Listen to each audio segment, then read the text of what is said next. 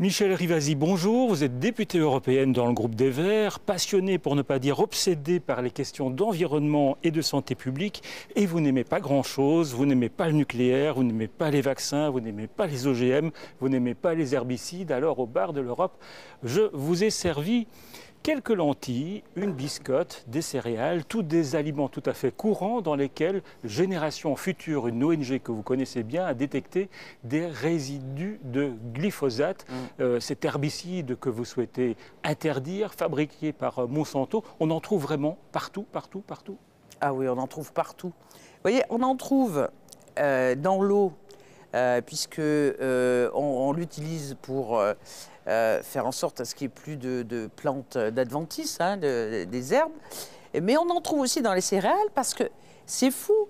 Pour que, vous voyez, un champ, on met du glyphosate pour que toutes les céréales puissent maturer en même temps. Donc on en trouve énormément dans les céréales. J'avais fait une conférence de presse sur, vous voyez, les glaces Ben & Jerry.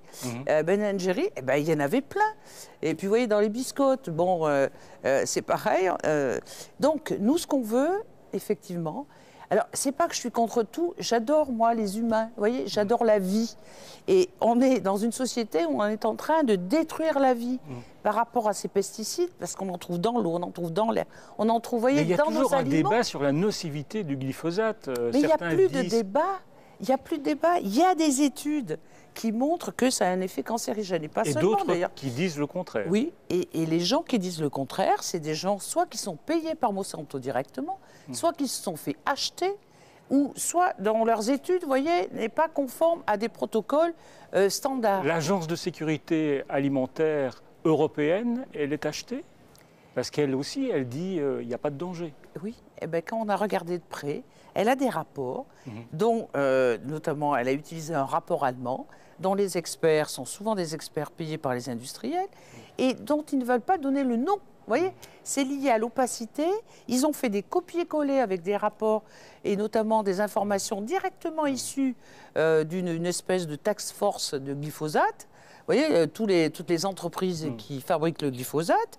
Et en même temps, quand on leur demande « donnez-nous les études qui ont conduit à ce que vous émettez un avis scientifique pour dire que le glyphosate n'était pas cancérigène », on vous dit « secret d'affaires oui. ». On ne peut pas vous les donner. Donc c'est opacité, c'est conflit d'intérêts et c'est le fait qu'ils ne sont pas sur l'intérêt général, ils ont aussi peur des menaces de procès fait par exemple par rapport à Monsanto. Il y a eu une audition ici au Parlement européen sur les Monsanto Papers, c'est-à-dire ces documents internes à Monsanto qui ont été rendus publics sur décision judiciaire américaine.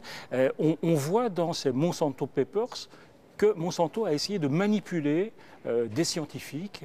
C'est Monsanto qui a écrit des articles qui ont été publiés et signés par des consultants scientifiques. Ah oui, mais ils ont une stratégie incroyable. C'est une pieuvre. Vous voyez, ce qu'ils font, ils regardent quels sont les experts qui sont reconnus sur le plan toxicologique, par exemple. Et puis, ils leur disent, bah, écoutez, là, vous ne pouvez pas signer un article qu'on a fait nous-mêmes, bien sûr, qui montre qu'il n'y a pas de... moyennant finance. Donc, il achète des experts. Et quand il y a des experts qui ne veulent pas être achetés, ben, ils sont en train de les menacer ou de les casser en disant « Ah, mais vous avez reçu tel argent de tel cabinet d'avocats, donc, vous voyez, vous avez un conflit d'intérêts. » Ils sont redoutables. Et même, ils ont menacé la Commission européenne en disant « Si vous ne nous donnez pas l'autorisation sur le glyphosate, on va vous attaquer en justice. » Alors, parmi ces experts, regardez cette photo, il y a cet homme. Il s'appelle David Kirkland. Lui est venu témoigner au Parlement européen, alors que Monsanto a refusé de venir. Est-ce que vous ne trouvez pas que cet homme est courageux? Parce que lui, il a maintenu que le glyphosate était sans danger. Oui, il a maintenu que le glyphosate était sans danger, mais en même temps, il a énormément de conflits d'intérêts avec Monsanto. Donc, vous voyez, c'est l'exemple typique. Il dit qu'il a été payé, mais qu'il est indépendant. Ah ben oui, quand vous êtes payé par une industrie privée et que vous dites que vous êtes indépendant, ben c'est le problème du conflit d'intérêts. Comment on peut être payé et en même temps dire « Ah mais moi je suis indépendant alors que vous avez travaillé pour cette industrie ». C'est ça toute la stratégie de Monsanto. Vous voyez, où ces experts sont payés et grassement payés et en même temps ils sont toxicologues, donc on dit ben voilà, tout scientifique est indépendant et objectif. Non. Ils travaillent pour l'industrie. Mais est-ce que ce débat n'est pas devenu politique, idéologique? Est-ce qu'on s'en remet vraiment uniquement aux preuves scientifiques ou est-ce qu'on en fait un débat de principe? Vous avez 3500 agriculteurs américains qui ont porté plainte parce qu'ils ont des leucémies, ils ont utilisé le glyphosate. Vous avez, nous en France, la plupart de nos nappes phréatiques qui sont polluées au glyphosate. Vous voyez comme Génération Future, ils prélèvent énormément des aliments, etc. C'est bourré de glyphosate. Et en même temps, vous avez une épidémie de cancer. Alors on veut quoi? On veut supprimer la vie sur la Terre et encourager l'industrie privée comme Monsanto, ou en tant que politique, on dit ça suffit. On veut une vraie évaluation scientifique avec des gens qui n'ont pas de conflit d'intérêt, comme ce Kirkland qu'on a auditionné ici et qui a eu effectivement le courage de venir, mais un courage avec des gens qui sont payés par l'industrie, pour moi, ce n'est pas vraiment du courage. Alors, la Commission, on le sait, veut donner une nouvelle licence à Monsanto pour vendre pendant 10 ans encore le glyphosate. Vous y êtes totalement opposé. Vous avez le soutien de certains hommes politiques, comme Emmanuel Macron, bien sûr. Ça, c'est un enjeu extrêmement important. Qu'est-ce qui va se passer dans les semaines qui viennent? Ah oui, alors là, il y a un vrai suspense. Parce qu'en fait, il y a deux choses. Il y a les parlementaires qui, aujourd'hui, vont faire passer une résolution pour dire, nous, on est pour la sortie du glyphosate, pour l'interdiction. On leur donne 3 ans, mais plus de glyphosate.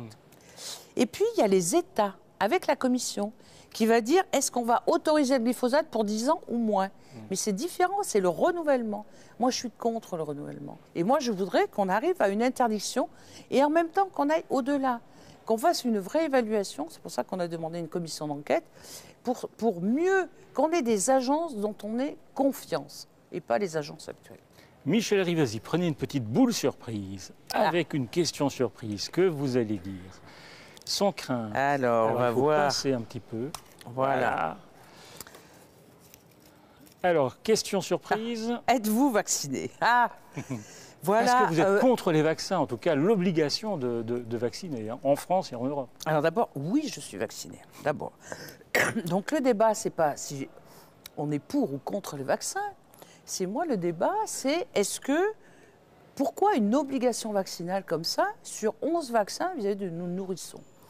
15 pays européens, ils sont sur des recommandations. C'est-à-dire, il y a une épidémie, votre médecin, l'État peut dire, ben voilà, il est astucieux de se faire vacciner, etc. Et ça marche très bien comme ça. Eh bien non.